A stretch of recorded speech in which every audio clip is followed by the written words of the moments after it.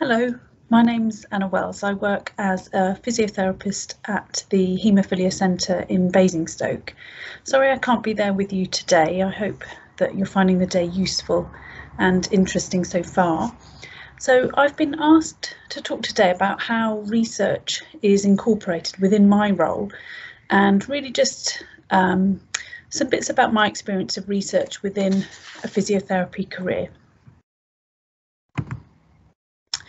So I did my undergraduate training up in Norwich at University of East Anglia, and then stayed on there to do what was then your junior rotations before moving to a role here in Basingstoke in 2002.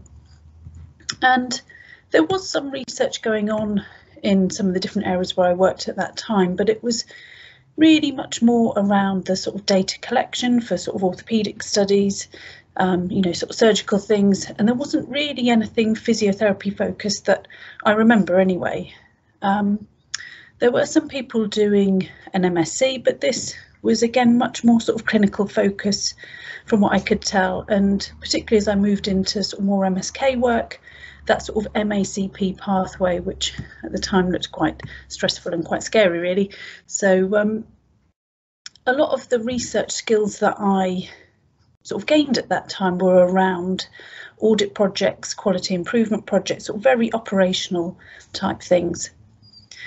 And I was thinking when I was sort of putting this presentation together, why research wasn't more of a role really for me at that point in time. And I think when I thought about it, there weren't really any sort of role models, anyone who sort of said to me, you know, this is something you could do, this is something that's interesting, you know, why don't you try it? So at the time I didn't give research a huge amount of thought, and unfortunately at that time there did seem to be a divide in terms of, you know, your clinical work and research, and the two didn't seem to go hand in hand, which is a shame really, because I think they really do go well together.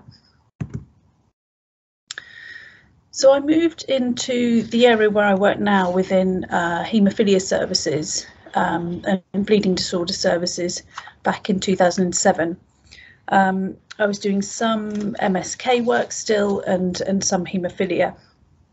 And shortly after starting in that role, we got a new haemophilia director of services, and she was really pro research and really encouraged me and sort of helped push me really and give me the confidence to look at research. She suggested that I do a research project and do it as part of an MSc. So I looked at doing this study looking at bone mineral density for people with haemophilia. We looked at DEXA scans and blood tests for vitamin D, alongside joint health and activity levels as well. And it was really something that helped sort of me sort of stretch outside of my comfort zone, I suppose, that clinical comfort zone where I had been for a little while. And I found that I enjoyed it. You know, the project itself seemed quite big, quite daunting, but, you know, breaking it down into much more manageable chunks, and you sort of think, actually, this is doable. One thing I did learn was that things in research take much longer than I'd planned at the start, but, you know, we got there in the end, and I was able to collate the information and get a publication, and also present the findings at an international haemophilia conference. I think the most important thing though really was that it was really useful, the information that we found out in terms of what we were then able to advise our patients and you know, for that clinical care. I had a couple of spells of maternity leave, and then when I came back to work and was part-time, I just focused on the haemophilia role. I completed the MSc and then sort of looked at more leadership type roles. We've got a national group of physiotherapists who work within haemophilia services, and I chaired that group, and then also was professional lead for physiotherapy here at HHFT for a few years. And it was at that time I was sort of looking, you know, where do I go next? You know, where's that career progression? You know, when you're either an experienced sort of band 7 or 8A, you know, where do you move next? And my thoughts at that time were much more around potentially looking at commissioning or leadership and management. And I think one just thing as an aside really is the thing that I love about a career in physiotherapy is that variety and that flexibility. You know, I was able to work part-time and balance both family life, but also progress in my career as well. Things are always interesting. There's always something new that you can learn. So it was around about this time when the trust ran a research day, and someone did a presentation about these things called clinical academic careers, and it was something I hadn't really heard too much about before. So, you know, wanted to find out more. It sounded quite interesting, and for me, as I say, although I was looking at where I could go career-wise, I didn't really want to leave clinical practice, and I didn't really want to leave the haemophilia world as well. So I started to look into some of the different awards that you could apply for, and where you could apply to do a sort of small research project alongside working clinically. And I just talked to lots of different people at this point in time. So I talked to some of the people within haemophilia, sort of physiotherapy world, one colleague in particular who had actually done a PhD a few years ago and was working in a clinical role very similar to mine, but had much more research sort of integrated within their role. And I think when you sort of speak to people and someone actually sort of says, actually, this is really good, this is something that would be good for you to do, you know, obviously it gives you confidence. I spoke with our AHP lead here at the trust and sort of said, you know, I was interested in research, maybe a PhD, maybe at some point years down the line. But these sorts of talks, it then helped to lead to sort of further discussions really with R&D here, with then the University of Winchester. And from those conversations, a way forwards and a plan came out. And I think really the advice that I would give if you sort of find yourself in that position where you sort of think I want to do a bit more research wise, but I'm not too sure where to look, is just, you know, just ask, just have a look at any profession specific networks, any local research networks, anything that's speciality specific, again, networks. You know, people are always happy to help, and it might feel a bit daunting either picking up the phone, sending an email, but just do it. And, you know, if you can attend meetings, conferences, just start to make those links, and it's amazing where those conversations can take you. So I looked at some of these different awards. So they're bridging awards, internships, different sort of names, but much the sort of same structure in that you take your sort of research idea and then have a backfill or some funding where you work within your usual role, but have some dedicated time where you can work on this research project.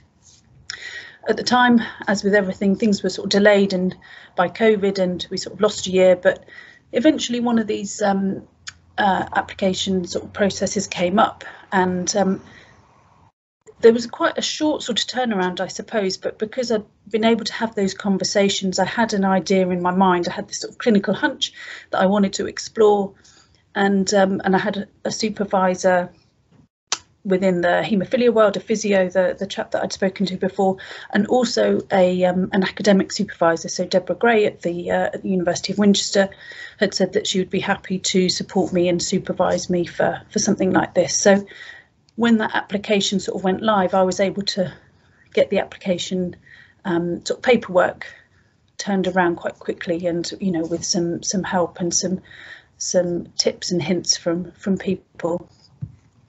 So the award that I applied for was an internship with ARC Wessex, which is a local branch of the sort of NIHR funding side of things. And it was 6 months, it was 1 day a week. So our department got 1 day of my funded of my time, and I did the project alongside doing the clinical work on the other days. And again, I think the key things with this sort of thing is to really have those conversations with your line manager beforehand. having spoken to various colleagues, you know, it depends on the area that you work in and your manager, but you know, sometimes people can be very operational and in how they focus and might not want to release your time. So you really need to be able to sell the benefits and have a think about what the barriers may be for the people within your service, and have some ideas on how you can overcome these, so you're really prepared going into those conversations.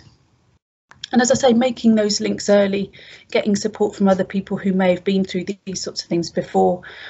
What sort of things do they, you know, are important on the application form? It's that question, isn't it, in terms of when you're going into exams or applying for jobs or these sorts of things, you know, what is it that people want, and really having a knowledge and an idea of that is, you know, obviously really, really helpful.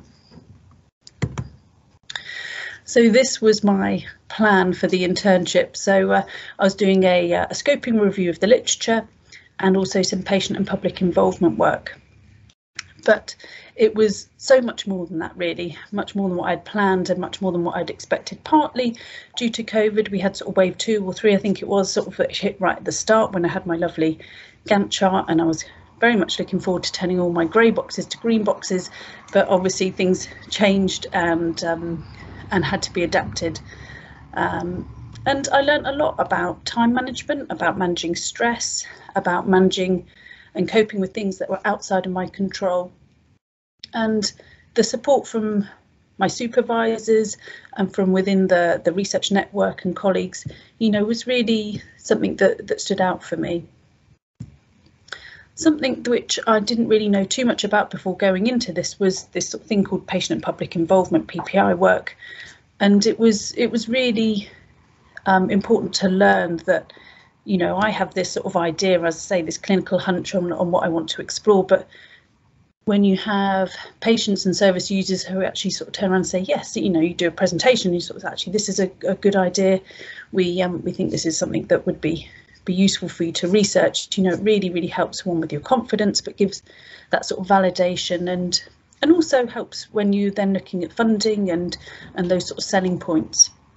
And really everything that we do should be in collaboration with our patients and with our service users. There was a lot of access to training as well within this. Much of it was free anyway, and it was online, and you can fit it in and around, you know, sort of work and family commitments. So the other thing that the internship gave was that kind of space and also the supervision and the discussions on where to go next. So as I sort of worked through the initial sort of parts of the literature review and the project, I decided that, you know, this was something I wanted to take further, and I wanted to sort of look at doing potentially a PhD project. So how can I make this work? The NIHR route, that CDRF, Clinical Doctoral Research Fellowship, you know, was the route that was very appealing. It's got that sort of NIHR badge of honour, and was something that I really sort of looked at initially. But it is a very time-consuming and very competitive application process.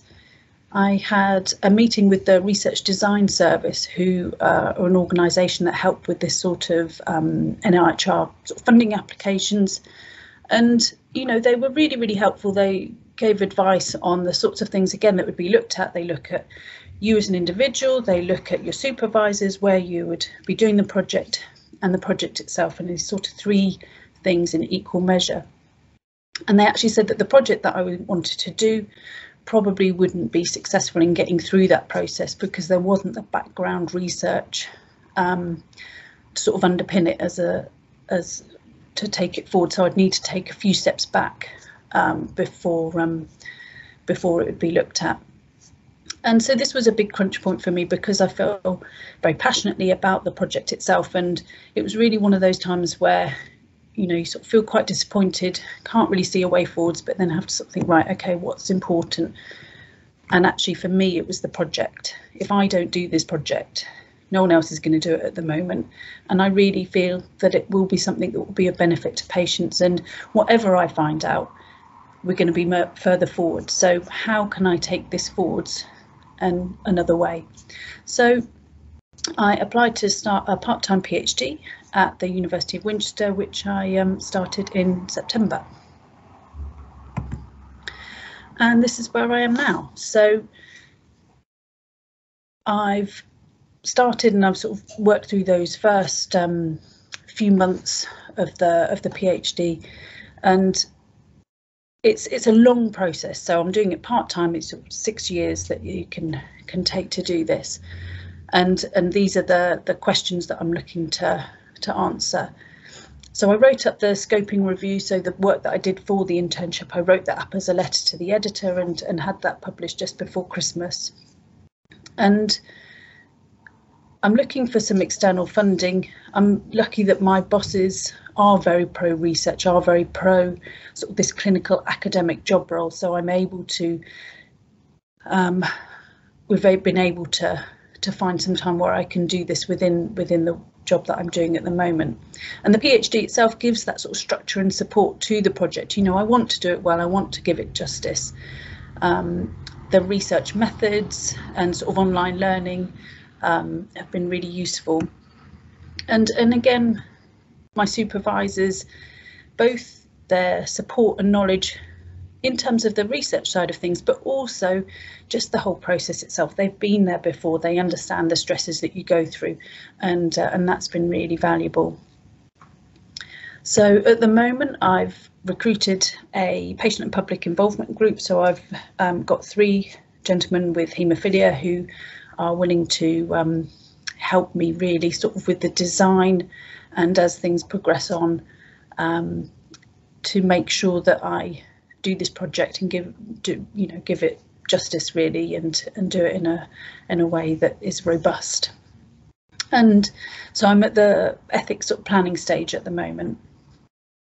And I think for me, when I was asked about doing this presentation today, it's something that I do feel really strongly about. I really do feel that that clinical role and research role can go hand in hand. You know, you have these ideas when you work as a clinician, you think, oh, you know, what about this, what about that?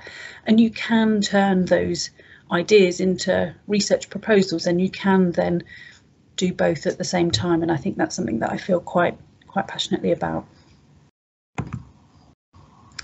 So the main things really are, as you go through things from a physio career, you know, wherever you are within that career, you'll have supervision and you have that operational, you know, sort of what are your objectives and things like that.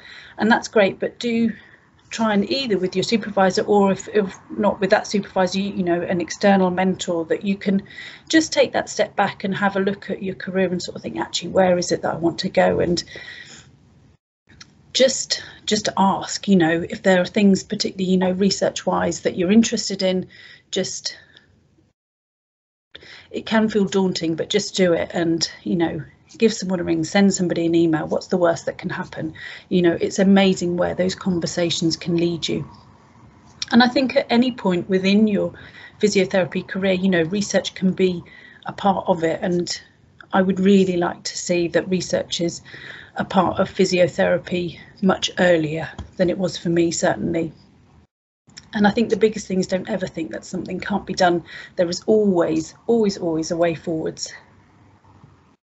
So thank you for listening today. I really do wish you all the very best in your future careers, and I really do hope that research can be an enjoyable and an interesting part of your career as well.